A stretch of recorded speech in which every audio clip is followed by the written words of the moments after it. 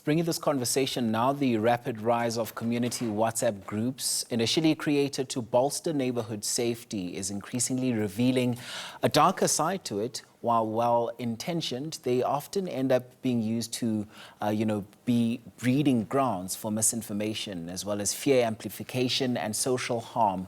The caution follows growing research showing that informal community crime groups often blur the lines between verified threats and assumptions, creating environments where suspicion is treated as evidence and rumors spread faster than facts. To help us understand this further, here's social media specialist Alicia Olivier, who joins us now to further expand. So thank you so much for your time on the program this hour. So as I mentioned, their technology is a double-edged sword, that connects us, but can also amplify the spread of misinformation, fear-mongering, or outright lies. Just how do we mitigate all of this in a time when, communication is just at the tip of our fingernails? Good evening. Yes, I think the main thing is to remain vigilant on it, to check your facts before forwarding it. It's become so easy to forward information without fact-checking it. I think the main thing is to let the authorities first check the facts instead of taking normal behavior and labeling it as suspicious, making that panic rise within the communities. Yeah, and that also now then speaks to having a conversation around regulation. We know that regulation really needs to be, bolstered and tightened also in a way, but also when we look at how communication usually spreads, most of the times the damage is already done. That is true.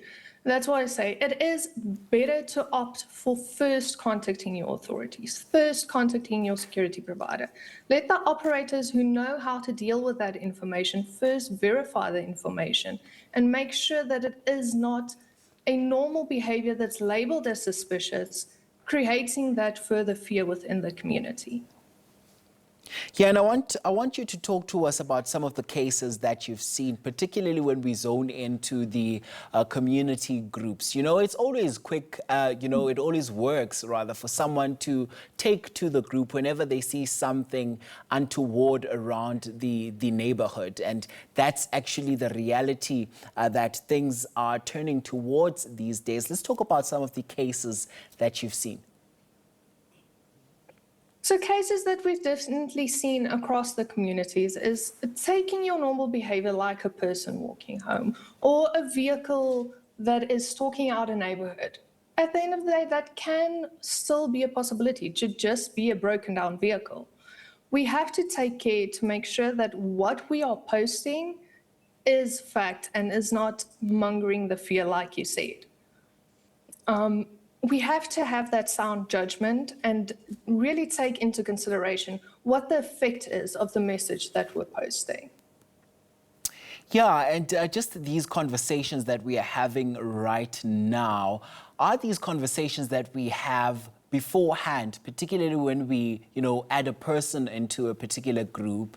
Case in point would be a neighborhood group, for instance, where anybody can just come and hop onto the group without any verification. We don't even know who this person is sometimes. Let's talk about that and how information is usually reflected, particularly when we look at our neighborhood groups and the need to regulate these groups. So the need definitely is there. It is needed to confirm who you're adding. You never know who you're adding or who's looking at that information. So it is important to check who the person is adding. The open groups where everybody can add, that does also open us up where, again, you can be watched on that group. Your reaction can be watched. The way you are reporting it can be watched. We need to be careful with who we're adding on the groups, and especially the open community groups. But like you said, people want to be part of the community groups. They were made to be a positive reinforcement for people to be connected and help each other out.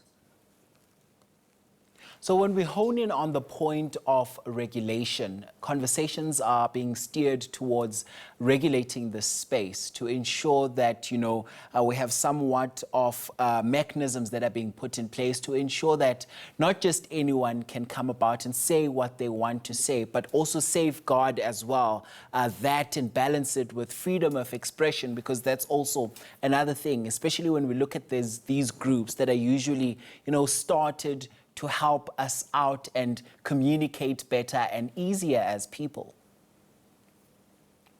Yes, definitely. There should be control over who is being added, as well as having your admins that can regulate who is getting onto the group instead of having an open group. At the end of the day, to make sure that those people are part of the community and that you're not adding people out of that community just to get information on that community. It is very important to fact check who it is that gets on that group. Yeah, fact check and cross check and make sure that you have all your facts right. Yes. I must thank you so much for your time and insights on the program. Alicia Olifir is a social media specialist chatting to us there on the line. Thank you so much for your time and insights on the program.